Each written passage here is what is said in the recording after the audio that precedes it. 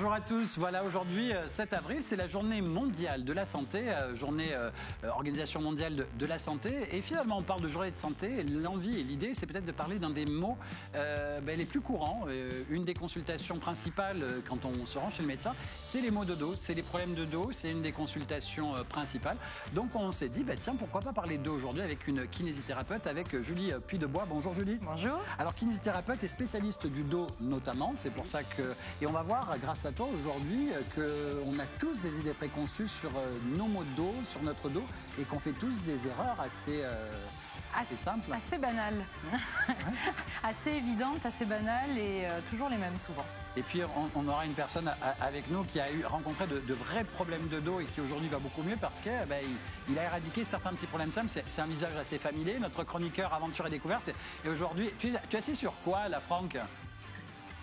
Alors, je suis assis sur simplement un outil pour travailler justement et récupérer un bon dos. C'est quoi, un ballon ? Et d'autres petits outils comme ça. Moi, je pense que Julie, là, qui est sur le plateau, va vous en parler. Oui, alors c'est un ballon. Oui, c'est un ballon. Hein. Parce que là, on a l'impression que tu es en mer, là, pour l'instant, là. C'est ça. Elle n'est pas loin, mais c'est... Voilà, heureusement que Sébastien t'a mis un peu en solo parce que sinon on va avoir vite le mal de mer tous à te voir rebondir comme ça. Ah, ça va. Bon, mais écoute, je te dis à tout de suite, Franck. Et puis tout au long de la semaine, Stéphanie Slimani est avec nous, chroniqueuse art et spectacle vivant. Aujourd'hui, tu nous parles d'une association. Oui. Et un truc plutôt chouette et intéressant. Une très belle association que j'avais envie de mettre en lumière qui s'appelle Le Fil et en fait qui fait le lien entre l'art, le soin auprès des personnes âgées. Et son objectif c'est de réintroduire de l'humain, de la poésie et du sensible auprès des publics, des personnes âgées dans les EHPAD et dans les résidences autonomes notamment. D'accord. Et moi, je suis impatient parce que on en a parlé en venant ici, en trajet, etc. Et c'est génial, quoi. Oui, et tu vas nous ouvrir les yeux sur des idées qu'on a préconçues sur les personnes âgées, et sur les EHPAD, etc. Et sur la proposition qu'on leur fait, ou qu'on devrait peut-être ou pourrait leur faire, en tout cas. Oui, qu'il est temps de faire maintenant, qu'il est temps de faire. Et il y a une vraie demande. Et donc, il y a des gens qui ont envie d'offrir, notamment des artistes. Et on va se lancer dans ces belles actions. On en parlera en courant d'émission. Et là, tout de suite, la thématique, je vous le disais, le mal de dos. Le dos, finalement, c'est une des raisons principale de consultation chez le médecin, c'est la plus fréquente finalement derrière le médecin, ça veut dire derrière le kiné ou des spécialistes du dos, ostéo, etc. Ça peut être des personnes qui travaillent aussi sur des semelles, etc., etc. On peut aller sur toutes sortes de spécialistes. Et la bonne nouvelle finalement, c'est que la douleur peut disparaître ou disparaît souvent, et peut-être par l'action, par l'activité. Et c'est pas forcément la non-activité finalement. C'est peut-être ça la première idée, mauvaise idée reçue. Tout à fait. Depuis des années, pendant des années, on a demandé aux gens qui avaient mal au dos de s'immobiliser, d'arrêter de bouger, d'arrêter le sport, d'arrêter toute activité. Et on a créé comme ça, de fur et à mesure, des lombalgiques chroniques. Et aujourd'hui, l'idée, c'est de faire comprendre aux gens que le mouvement, c'est ce qui va les sauver, d'avoir une vie la plus normale possible, la plus dynamique possible, avec du sport, avec des loisirs aussi, parce que ça fait partie aussi de la santé du dos. La santé mentale et la santé du dos sont liées. Et arrêter quand on a mal, de se mettre au repos, immobilisé, et d'attendre que ça passe. Ça ne passera jamais, au contraire, ça va ne faire que se renforcer. Par contre, quelqu'un qui a des problèmes de dos, qui souffre, entre guillemets, on ne va pas forcément basculer de genre de ça y est, on peut aller tout de suite faire du sport. Il faut en fin de compte reprogrammer le cerveau. Tout à fait. C'est une réadaptation. Il n'y a aucun sport qui est interdit. Il y a des sports, bien évidemment, qui sont plus compliqués que d'autres à aborder, comme la course à pied, etc., qui sont plus contraignants pour le dos. Mais tout ce qui compte, c'est d'avoir une reprise d'activité progressive, adaptée, en fonction de l'âge, en fonction des pathologies aussi. Et surtout, arrêter de croire, ça je veux insister là-dessus, qu'on a mal au dos parce qu'on a une pathologie. Non, on a une pathologie parce qu'on a eu mal au dos à un moment donné, et c'est ce qui va créer la pathologie. Tu es en train de dire que le mal de dos va faire que, pour faire simple, c'est-à-dire le cerveau va dire attention, là tu as mal, évite tel mouvement, évite telle chose, évite de faire. Et à partir du moment où on se dit évite de faire, on ne le fait plus, et c'est là que tout s'enchaîne et il y a une roue. Globalement, ça commence d'abord par une douleur qui est souvent liée à un problème psychologique à un moment donné. 80% des lombalgiques sont d'origine psychosomatique. Ça ne veut pas dire qu'on est fou, loin de là. Ça veut dire qu'à un moment donné, une période de stress, un surmenage au boulot, les enfants qui vont pas bien, le couple qui va pas bien, quelle que soit la raison, on se retrouve avec des petites douleurs de dos, ça inquiète. qu'est-ce qui se passe? Le cerveau va venir contracter les muscles autour de la zone en question. Et fur et à mesure, on a encore plus mal, on s'inquiète encore plus, on bouge de moins en moins, on vient verrouiller des zones de son dos. Et c'est comme ça qu'on commence à se bloquer sur certains mouvements. Et en fait, on perd de l'amplitude sur certains mouvements. Et le fait de perdre de l'amplitude va venir verrouiller encore plus les muscles et va venir mettre souvent des contraintes au niveau discal entre nos vertèbres. Je vous ai amené une petite maquette pour vous montrer. Voilà 2 vertèbres, voilà un disque au milieu, d'accord ? Et au final, on va venir se figer dans des positions soit un petit peu trop en rétroversion de bassin, c'est-à-dire pas assez de cambrure, soit en inclinaison, etc., etc. Et fur et à mesure, on va créer des pathologies qui vont abîmer le disque. Et qu'est-ce qui se passe? Je ne sais pas si on va voir à la caméra. Il va faire un zoom, ne t'inquiète pas, on va voilà, fur et à mesure, en venant pincer le disque, on va faire apparaître une hernie discale. Voilà, c'est la petite bulle qui sort entre les vertèbres et qui va malheureusement pouvoir toucher les nerfs. Là, ce qu'on voit à l'écran, là, Julie, c'est-à-dire que là, cette bulle, là, c'est ça qu'on appelle une hernie? C'est ça, une hernie discale. On a le bombement discal qui est le début, c'est-à-dire juste le noyau du disque qui vient se mettre sur la paroi du disque. Et la hernie discale, c'est quand le noyau est complètement expulsé. Là, pour la faire sortir cette bulle sur ta maquette, il va falloir appuyer dessus. Donc, je suis obligée de mettre des contraintes, oui. Donc, c'est-à-dire que c'est la mauvaise position du dos qui, à force d'être exagérée, au bout d'un moment... Oui. On a prouvé que sur certaines études qui ont été faites, alors je ne sais pas la date, je ne saurais pas vous dire, mais en tout cas, c'est des études scientifiques qui ont été faites, qu'on a tous plus ou moins des pathologies du dos, des pathologies discales, parce que comme tout le monde, on a un vieillissement du dos qui s'accompagne avec un affaiblissement des parois du disque. Cependant, on n'est pas tous à en souffrir. Je crois, d'après mes souvenirs, si j'ai bonne mémoire, qu'à 30 ans, 50% des gens, à peu près, 40 ou 50% des gens ont déjà une pathologie discale sans en souffrir. Des gens à qui on a fait des IRM alors qu'ils n'avaient pas mal pour vérifier l'état de leur dos. Ce qui prouve bien que ce n'est pas la hernie discale qui va créer la douleur, mais tout ce qu'on y a mis avant qui va entraîner des douleurs. Et souvent, une fois qu'on a dit au patient « vous avez une hernie discale », alors là, c'est le stress, la psychose. On vient me voir en me disant « oh, secours !» Et là, on a une personne qui est avec nous, justement Franck Gualco. Toi, tu as eu quelques soucis de dos et de réels soucis de dos. C'était une hernie ou pas du tout pour toi? Exactement. Donc c'est vrai que la petite démonstration, donc ça correspondait tout à fait à ce que j'avais, donc une hernie discale.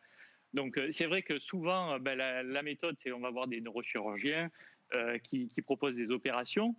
Et tout simplement, en fait, l'opération, c'est le dernier recours. Et donc, pour avoir travaillé avec l'école du dos, donc avec ces techniques, donc les résultats ont été assez spectaculaires, puisque d'une, on a pu éviter l'opération. Et de 2, donc j'ai retrouvé quand même une mobilité quasi comme avant, en fait. Je me souviens que quand on venait en tournage ici, dans la voiture, tu arrivais vraiment quasiment comme un robot, un tuteur quand tu te posais. Tu as eu la gentillesse de venir régulièrement ici sur le plateau en ayant de vraies douleurs. Et là, je te vois sautiller sur un ballon, là, donc finalement, ça ne ressemble pas au garçon que j'ai encore vu il y a quelques mois en arrière. C'est ça, c'est un outil. Donc après, voilà, c'est du travail. Puisqu'en fait, il faut vraiment travailler les exercices, les mouvements. C'est un travail quasi au quotidien. Mais aujourd'hui, l'opération est évitée. Donc, et je trouve que c'est important. Et au-delà, en fait, de ce qu'on peut avoir d'invasif. Donc, voilà. Ça fait partie des mouvements, des exercices qui permettent d'en arriver où, personnellement, j'en suis arrivé aujourd'hui. C'est-à-dire, éviter une opération lourde parce que c'est pas anodin. Et grâce à ce travail et à ces exercices, ces postures qui sont apprises au fur et à mesure des jours et des automatismes qui arrivent, on arrive et on peut arriver. Et ça, c'est important parce que en général, on a souvent qu'un son de cloche, c'est il faut se faire opérer. Ce que tu es en train de dire, c'est que finalement, en reprenant des mouvements réguliers et en redisant à ton cerveau, finalement, ce mouvement, je peux le faire, et en réapprenant, finalement, ta musculature revient, tu te réarmes, tu reprends confiance en toi, et petit à petit, la douleur s'estompe et tu retrouves des mouvements traditionnels. La douleur, je pense, je ne me trompe pas, ça ne disparaît pas. C'est vraiment une manière de reprendre du mouvement et de la vie. Alors, la douleur ne disparaît pas. Si, souvent la douleur disparaît. Dans nos cabinets, on le voit. On a, la plupart des patients repartent sans douleur. C'est pas tout le monde, malheureusement. On aimerait bien, mais par contre, ce qui est certain, c'est que quand on retrouve de la mobilité, on diminue la douleur. Je prends souvent l'exemple de gens qui sont plâtrés. Quand on nous plâtre, par exemple un coude, c'est facile à montrer. Quand on enlève le plâtre, les gens disent « super, je vais pouvoir bouger ». Ils ne peuvent pas bouger, ils ont super mal. Et nous, en tant que kinésithérapeute, qu'est-ce qu'on fait ? Les premières séances, on essaye de leur faire retrouver de la mobilité au niveau du bras.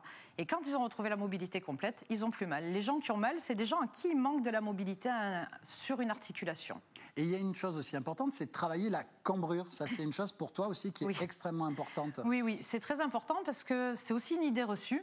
Les gens arrivent souvent en disant « Oh là là, je suis beaucoup trop cambré ». Et c'est des gens, souvent, on les met devant des miroirs pour leur montrer. On leur dit « Mais regardez-vous, enfin, vous n'avez même plus de fesses tellement il vous manque de la cambrure ».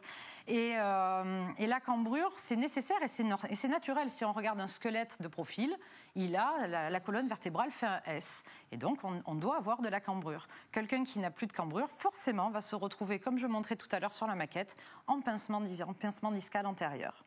Et du coup, il va pouvoir provoquer des hernies dès qu'il va forcer. Si demain dans le Var, vous voyez plein de gens en train de se cambrer, marchant en cambrure, c'est que tout le monde a écouté Julie Puy-de-Bois. Moi, le premier, demain, je vais m'y mettre. Des fois, il y a des gens qui marchent comme des mannequins. Des fois, il y a des gens qui marchent avec les fesses bombées. Voilà, c'est qui sortent de nos cabinets un petit peu en cours de rééducation. Attention, on entend...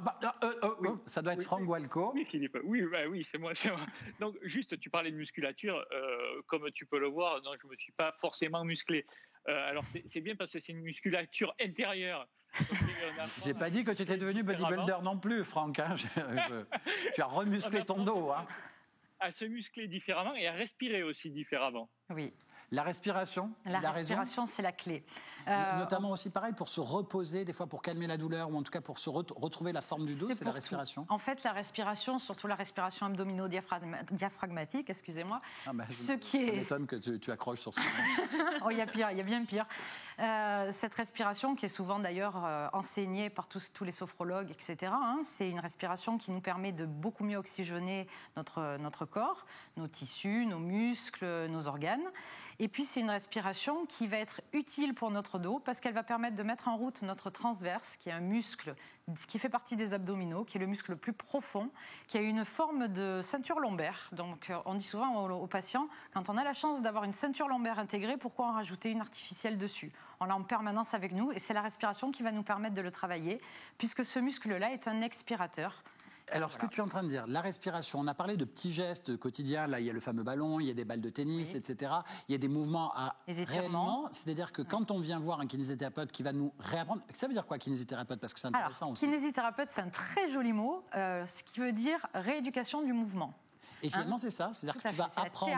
Il a employé un terme école du dos, mais c'est pas forcément le mot école du dos qu'il faut utiliser, mais en venant vers un professionnel comme toi, spécialiste du dos, c'est ça, c'est réapprendre. Réapprendre à bouger, réapprendre à se faire confiance. Et être autonome, c'est-à-dire qu'on n'est pas obligé d'aller en cabinet après. Alors, c'est pas le but, il faut la place pour les autres patients.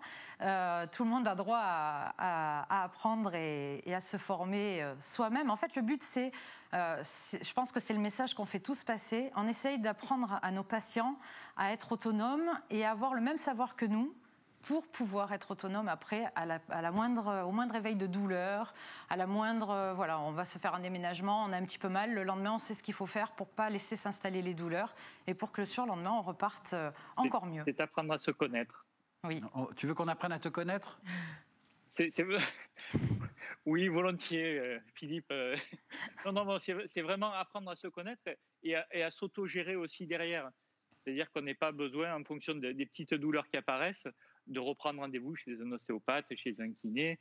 Donc, essayer de se faire passer les douleurs et de s'auto-gérer avec ce qu'on a pu apprendre dans le cadre de posture, d'étirement, etc.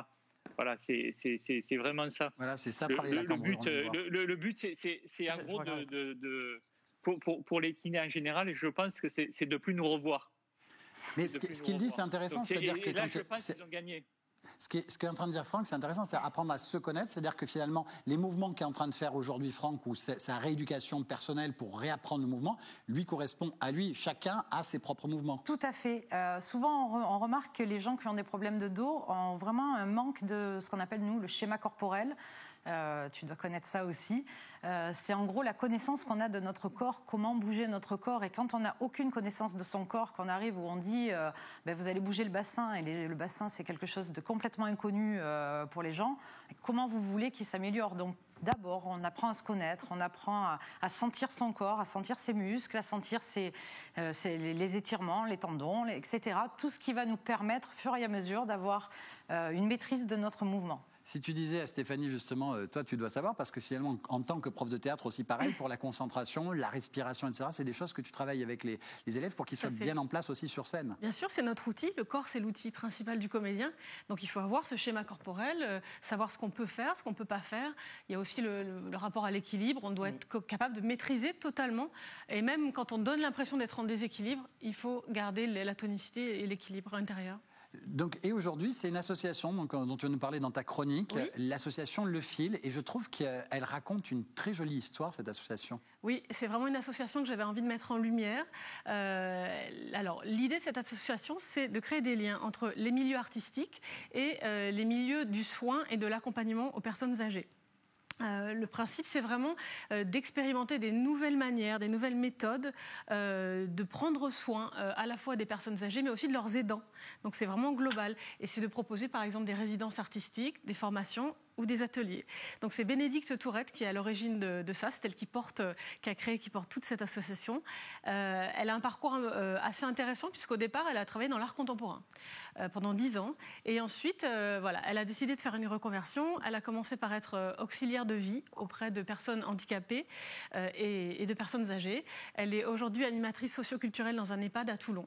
Et elle a pris son bâton de pèlerin et elle a dit il faut changer les choses. Il y a urgence vraiment à travailler auprès des personnes âgées. Le mot que tu viens de dire, c'est art contemporain, c'est-à-dire que ce qu'on va amener comme résidence, etc., c'est de la culture dite actuelle et on ne va pas forcément, parce qu'aujourd'hui, c'est vrai que musicalement, les propositions c'est quel genre à peu près? Alors, dans les EHPAD, après, on sait que c'est un milieu qui est complexe, qui est dur. Même les soignants eux-mêmes, ils n'ont pas forcément, même s'il y a des animations qui sont mises en place, il y a beaucoup de soins. Et le soin aussi, ça peut être l'art et la culture. On a une image aussi, je pense que tous, on a l'image d'animation, de musique un peu désuète. Il y a un peu, faut le dire, il y a un côté un peu ringard qu'on imagine des animations. Disons que je pense, on pense tous à l'idée que finalement, on entend régulièrement chanter Edith Piaf en maison de retraite. Par exemple, ou de l'accordéon, des choses comme ça. Il faut savoir qu'aujourd'hui, les personnes âgées ont connu Woodstock, ce sont elles, même le milieu punk. Enfin, c'est-à-dire qu'une personne qui a 80 ans aujourd'hui, il y a 40 ans derrière, c'est les années 80. Donc, oui. Un quarantenaire dans les années 80. Exactement. Donc, il y a une sorte de décalage entre la proposition, ce qu'on imagine, et puis la réalité, c'est qu'on peut avoir 90 ans et adorer l'art contemporain et adorer la musique électronique. Enfin, ça n'empêche pas. On est tous. C'est comme si nous, à notre âge, on allait être bloqués dans ce qu'on aime aujourd'hui. Qu'on nous ferait écouter ce qui est dans les années 50. Exactement. Donc voilà. Bénédicte aussi souhaite vraiment qu'on travaille sur le fait d'impliquer aussi ces personnes-là dans les créations. C'est pas seulement faire des propositions et leur montrer des créations artistiques récentes, c'est aussi les intégrer dans des projets et de manière vraiment impliquante. Et voilà, donc c'est vraiment à saluer. Elle va proposer aussi un festival qui s'appelle « Il est grand temps de rallumer les étoiles ». Et donc ce sont des compagnies de la métropole et du Var. C'est un festival itinérant dans les résidences autonomes et dans les EHPAD, où on va aller en extérieur, certainement pour le moment, faire des propositions de chorégraphiques, théâtrales, circassiennes. Il y a de la danse, de la musique, du cirque. Voilà, donc elle fait appel énormément aussi à des instituts culturels. Tout est en train d'émerger, elle est en train de mettre ça en place. Donc c'est vraiment quelque chose qui est à soutenir, parce que plus que jamais, et on sait qu'en cette période, depuis 1 an, c'est encore plus compliqué pour les personnes âgées. Elles ont encore plus besoin de liens et de poésie, de rêves. le site de l'association, association-le-fil.com. Oui, il tout à s'affiche fait. à l'écran. Et quand je t'entendais, d'un seul coup, j'ai eu un souvenir de gamin qui m'est revenu. On m'avait déguisé en canard. Oui. Et voilà, j'étais en maternelle. Et puis on m'a fait aller dans les EHPAD faire la danse des canards, habillé en canard. Et puis voilà. Et je l'ai très mal vécu. Voilà, parce que ça faisait rire les personnes âgées, mais moi, dans ma tête de gamin, c'était « Oh mince, on se moque de nous ». Et puis voilà, donc et voilà, j'avais complètement zappé ce souvenir-là. Donc il faut le savoir, par exemple, dans le Var, en 2028, il y aura 15% des Varois seront des personnes de plus de 75 ans. Et il y aura pratiquement 15 000 personnes en EHPAD. Donc ce n'est pas anodin, c'est nous en fait. C'est nous. Je pense que plus tard, toi, parce qu'en c'est 2028, moi. Toi, tu sais que tu seras d'une éternelle jeunesse. Moi, je serai en EHPAD probablement. Mais dans 7 ans, je les ai pas, les fameux 70 ans. J'espère que je ferai des beaux spectacles là-bas, encore une fois, que je participerai aussi. Donc il y a beaucoup d'initiatives. Elle va à la rencontre en ce moment, Bénédicte, de tous les acteurs de la culture. Et je lui souhaite et j'espère qu'elle aura un très, très bon accueil. Ben merci beaucoup, c'est très joli. Voilà, une jolie parenthèse. Le fil, très joli. Et qui va dans le même sens, d'ailleurs, que ce qu'on peut faire après, derrière, quand on disait que quand le moral va bien, les gens vont bien. C'est très bien de faire ça justement auprès des personnes âgées qui sont souvent un petit peu abandonnées, un petit peu laissées dans les EHPAD. C'est pas toujours bien gai. Et là, je trouve que c'est une super dynamique qui va apporter beaucoup. Y compris à la santé, voilà, justement. Mais oui, le but, c'est qu'ensuite, il y a un travail aussi du corps, puisqu'ils vont être amenés aussi à faire parfois des ateliers de danse, des choses comme ça, des ateliers d'écriture, des ateliers de poésie, avec des artistes qui travaillent en ce moment, des artistes qui font des choses contemporaines. Bon, vivement que je sois en EHPAD, parce que j'ai jamais le temps de faire tout ça. tu pourras te mettre à la danse, par exemple, hein, à la danse contemporaine notamment. Oui. Ben voilà, donc voilà, je suis impatient. On revient à cette journée mondiale de la santé. On parlait d'un mal qui est le mal du siècle, le mal de dos, avec Julie Puydebois. Quel petit dernier conseil va plus ou moins pour conclure? Il nous reste 2-3 minutes à peu près. Voilà les choses vitales qu'il ne faut peut-être pas oublier de dire. Alors les choses vitales que je dirais, c'est surtout n'ayez pas peur d'avoir une posture. Les gens arrivent, ont toujours peur en disant est-ce que je me tiens bien, est-ce que ma posture est bien, il n'y a pas de bonne, de mauvaise posture. Le tout, c'est de varier ses postures. Les gens qui ont un boulot assis, il va falloir se lever, il va falloir chercher à s'ouvrir, à faire de l'extension. Les gens qui ont un travail debout, au contraire, ils vont avoir besoin, au contraire, d'aller chercher quelque chose de plus fléchi parce qu'ils sont toute la journée debout et en extension. Voilà, chercher ce qu'on n'a pas dans sa journée, essayer d'équilibrer sa journée pour son dos et d'ailleurs pour toutes ses articulations, pour qu'on ne soit pas figé toujours dans la même position. Finalement, c'est envoyer, on en revient, je dis toujours le mot cerveau, parce que c'est ça, c'est lui envoyer un message, genre tu peux faire tout ça, tu peux être dans toutes ces positions-là, et voilà. Et si on se restreint, le cerveau imprime le fait qu'il ne peut plus ou qu'il ne fait plus. Dieu, l'évolution de l'homme, chacun ses croyances. Et en tout cas, aujourd'hui, on a des articulations qui nous offrent une liberté de mouvement. Profitons-en, elles sont là pour bouger. Il n'y a pas de faux mouvements, il n'y a rien qui existe de tout ça. C'est nous qui les créons. Alors, arrêtons tout ça. Bougeons, vivons, respirons et soyons heureux. Je pense que c'est la meilleure des choses. Je suis en train de penser à une amie à toi qui est dans les coulisses, Alexia, voilà, c'est bougeons, vivons. On est tous pressés de tout ça. Et puis, vous allez pouvoir bientôt ressortir, Alexia, en tant que deux célibataires, etc. Ne sois pas inquiète, c'est pour bientôt. Voilà, donc, Et j'ai aussi promis de faire un bisou à tous mes patients. Voilà, donc un bisou à vous tous. Toi, tu avais prévu aussi d'en faire des bisous, je crois, non? Je fais des bisous à tous mes élèves, par exemple. Voilà. Parce que c'est vrai que tu es professeur de théâtre, notamment. Oui. On attend de pouvoir recommencer les cours, mais en attendant, je les embrasse. Voilà. Et puis après, écoute, moi pour les, je sais plus du tout, j'allais regarder. Non, je sais pas à part l'association, je vais pas spécialement site internet. Si après on peut tout retrouver, c'est Julie Puydebois. Si on veut vraiment en savoir un peu plus, sinon il faut pas hésiter à les consulter. En premier, c'est quoi? C'est le médecin d'abord ou c'est le médecin, et après on appelle son kinésithérapeute qui va nous prendre en charge, vous prendre en charge et essayer de vous redynamiser pour que vous puissiez à nouveau sourire à la vie. Et puis surtout réapprendre à finalement des mouvements. Et pour ça, c'est plus du massage forcément. Non, le massage aujourd'hui, d'ailleurs, le terme de masseur kinésithérapeute est aujourd'hui revu à la baisse. On voudrait garder que kinésithérapeute. Alors le massage peut avoir son rôle, il soulage bien évidemment, mais malheureusement il ne soigne pas aujourd'hui pour tout ce qui est pathologie du dos. Et il faut comprendre qu'il faut passer par la case rééducation, bouger, réapprendre, se redynamiser. Chacun à son rythme, chacun avec ses capacités. Personne n'est, je ne sais pas comment le dire, personne ne peut pas récupérer, c'est pas joli, c'est pas bien dit, mais c'est pas grave, vous avez compris. Tout le monde, ouais, c'est mieux. Tout le monde peut récupérer. Tout le monde peut récupérer, tout le monde peut aller mieux. Pas tout le monde sans douleur, mais aller mieux, c'est faisable, quel que soit l'âge, quel que soit le sexe, quel que soit le poids. Voilà, il n'y a pas de, En tout cas, tu m'as convaincu. Là, j'ai quelques petites douleurs. Je vais peut-être me remettre. On s'en occupera après. Ouais, volontiers, avec grand plaisir. J'ai vu la technique là, de la cambrure. On va tout essayer. Un grand merci à tous. Merci à toi, Stéphanie. Merci à toi, Franck, en direct de la Valette, là. En direct de la Garde, voilà. À la Garde. À chaque fois, je te dis la Valette alors que tu es à la Garde. C'est parce que tu me récupères sur la route à la Valette. Ah, c'est vrai que tu fais souvent du stop. Voilà, là. je voulais vraiment dire quand même que même si on a très mal au dos, il faut vraiment se rapprocher de son kiné. Et avec, c'est pas un miracle non plus, mais c'est avec un peu de volonté. Si on joue le jeu chez soi, si on fait le travail, donc j'en suis la preuve, donc on peut éviter même une opération et on peut retrouver une mobilité. Merci Franck. Tout n'est pas perdu, c'est comme le célibat. À très bientôt les filles. Merci à vous. Merci beaucoup. Merci à tous. Au revoir. Merci. Au revoir.